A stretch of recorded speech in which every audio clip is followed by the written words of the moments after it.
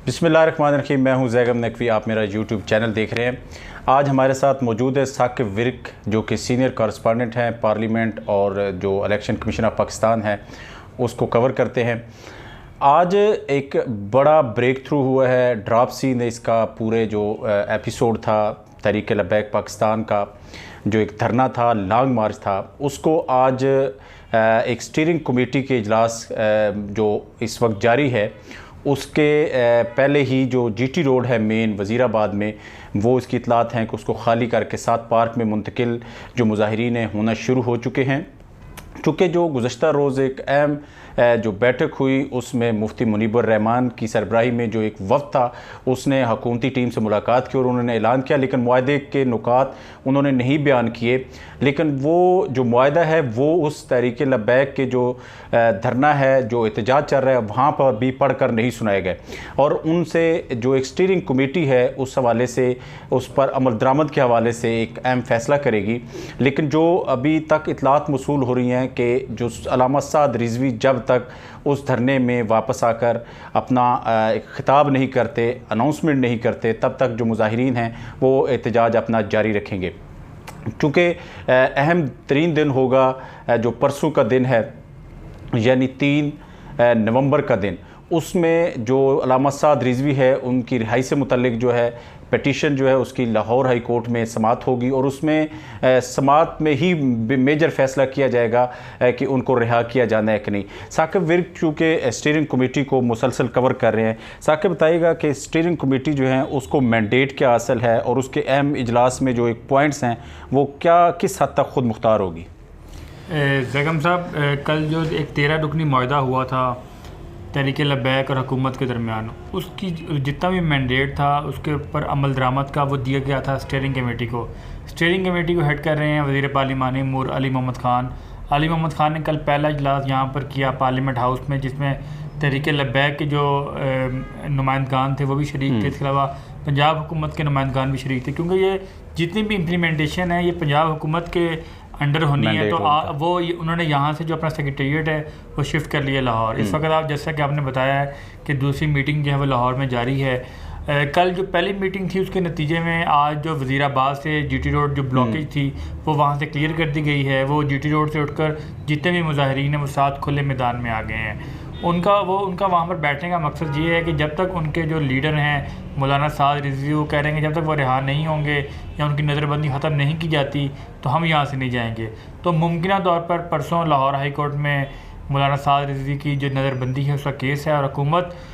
उस केस को जो है वो अपोज़ नहीं करेगी मुमकिन तौर पर। और जब हुकूमत, क्योंकि एक पार्टी है, जब एक पार्टी अपोज़ नहीं करेगी तो अदालत के पास जो है वो फोरम ओपन होगा कि वो मौलाना साद रिजवी को रिहाई दे और उसके बाद वो उनकी नज़रबंदी ख़त्म हो और वो धरना जो मुजाहिरीन हैं उनके पास पहुँचेंगे, वहाँ पर अपना खिताब करेंगे। मुमकिन तौर पर परसों जो है वो जीटी रोड पर जितनी भी अब हर्डल्स एहतियातन रखी गई हैं वो भी हटा दी जाएंगी। मुजाहिरीन भी अपना सामान लपेट कर जो है वो अपने घरों को चले जाएंगे। कल जो हमने देखा मुआहदा हुआ, आपने प्रेस कॉन्फ्रेंस जो थी हुकूमत की वो कवर की, तो इसमें 1-2 चीज़ें और हैं वो बड़ी इंपॉर्टेंट हैं कि कल आपने देखा होगा कि प्रेस कॉन्फ्रेंस में जो है वो थोड़ा डिले आ गया। प्रेस कॉन्फ्रेंस में जो थोड़ा डिले है वो भी इसी वजह से आया कि जो टीएलपी है और यहाँ जो एक मसालती कमेटी बनाई गई थी उनमें जो उलमा किराम थे उनकी आपस में जो है एक चपकलिश थी, क्योंकि क्रेडिट लेने की जो है वो एक कोशिश थी। अब एक तरफ से हामिद रज़ा साहब, दूसरी तरफ से मुफ्ती मुनीबुर रहमान साहब, तो उन दोनों के दरमियान भी एक चुपकलिश थी कि जी हामिद रज़ा साहब जो थे एक मसालती कमेटी को वो लीड कर रहे थे, वो कह रहे थे कि जो क्रेडिट है वो हम लें, लेकिन इन द एंड हमने देखा कि जो क्रेडिट हैं वो ले गए मुफ्ती मुनीबुर रहमान, क्योंकि उससे एक दिन पहले उनकी मुलाकात चीफ ऑफ आर्मी स्टाफ से हुई थी। उस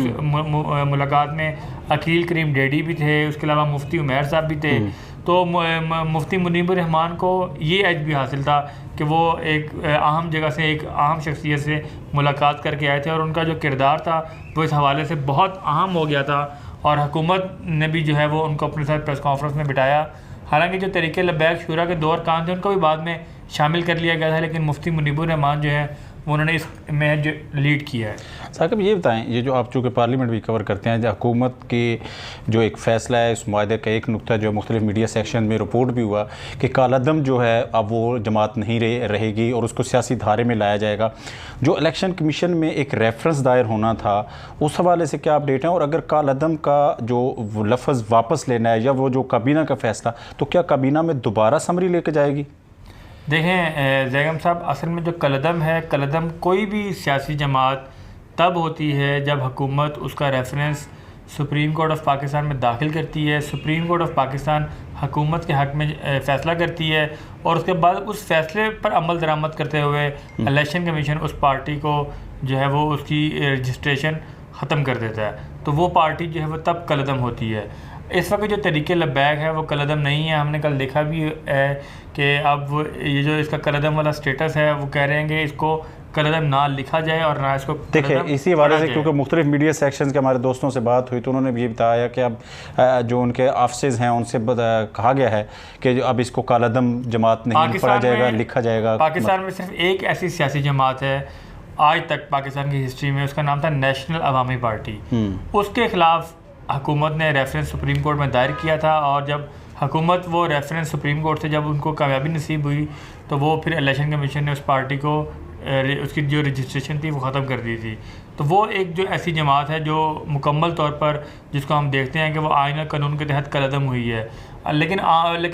जब एक रिवायत है कि जो नेक्टा की जो लिस्ट है, जो जमात उसमें चली जाती है, हम उसको कलदम करते हैं। जैसे सिपा साहबा है और भी ऐसी जमातें थी, जमात दावा थी या फलाह इंसानियत फाउंडेशन थी। हमने देखा कि हुकूमत ने मुख्तलिफ टाइम्स पर उनको जो है वो कलदम करार दिया, तो एक यूज़ टू हो गया कि जी ये भी जमात कलदम हो गई है। लेकिन जब तक कोई भी जो जमात है वो तब तक वो रहेगी जब तक सुप्रीम कोर्ट उसका फ़ैसला नहीं करे। देखिए बिल्कुल एक स्टीयरिंग कमेटी जो है वो फ़ैसला इस पर अमल दरामद करने के हवाले से फ़ैसला भी करेगी और उसको मैंडेट भी हासिल है। लेकिन दूसरी जानब देखें तो शहरी जो हैं वो बड़े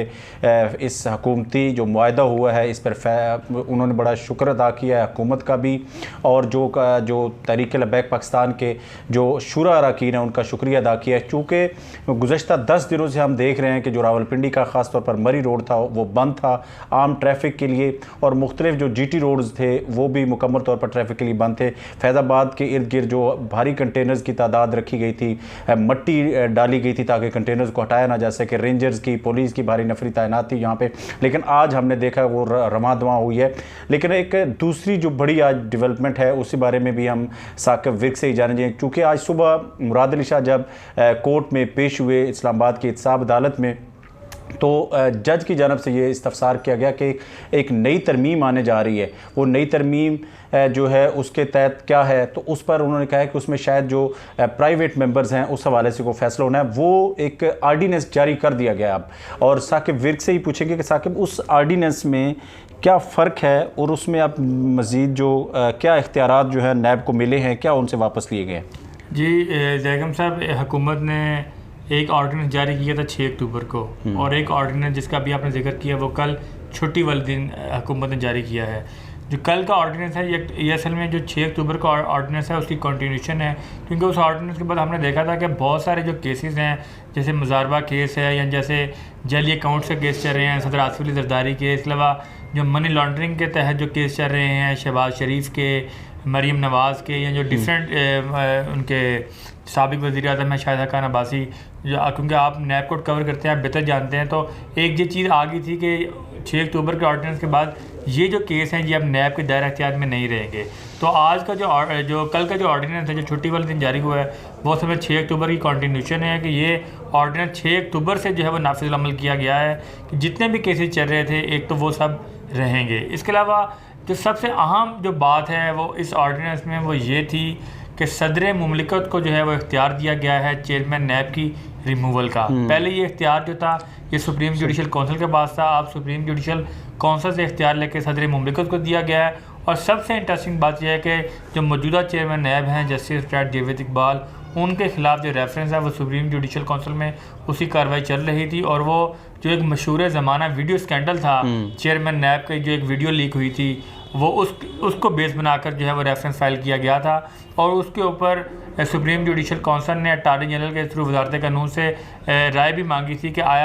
क्या हम ही ये फोरम है जो इसका फ़ैसला करेंगे। तो हुकूमत ने जो है वो एक तरह से चेयरमैन नैब को NRO दे दिया है और उनसे वो जो रेफरेंस है अब उसकी जो कार्रवाई है वो ख़त्म हो जाएगी, क्योंकि सुप्रीम जुडिशल काउंसिल अब चेयरमैन नैब को हटाने का फ़ौरन नहीं है। अब सदर मुमलिकत के पास जो है वो रेफरेंस जाएगा अगर जब भी चेयरमैन नैब की को रिमूव करना होगा। बहुत शुक्रिया सागर साहब। चूँकि ये एक बड़ी डेवलपमेंट है और इसमें जो चेयरमैन नैब है वो बाइख्तियार होंगे मज़ीद, और जो हुकूमत के पास बेसिकली अब इख्तियार चला गया कि चेयरमैन नैब की तैनाती तो पहले ही हुकूमत कर रही थी अपोजिशन लीडर की मुशावरत के बाद, अब उसको हटाने का भी इख्तियार जो सदर पाकिस्तान को दे दिया गया, क्योंकि इससे पहले जो सुप्रीम जुडिशल काउंसिल में एक रेफरेंस दायर होने के बाद उनको हटाने की जो एक कार्रवाई थी वो की जा सकती थी, लेकिन अब उस कार्रवाई का इख्तियार ख़त्म कर दिया गया है और अब सदर पाकिस्तान के पास इख्तियार होगा। मुझे दीजिए इजाज़त, बहुत शुक्रिया।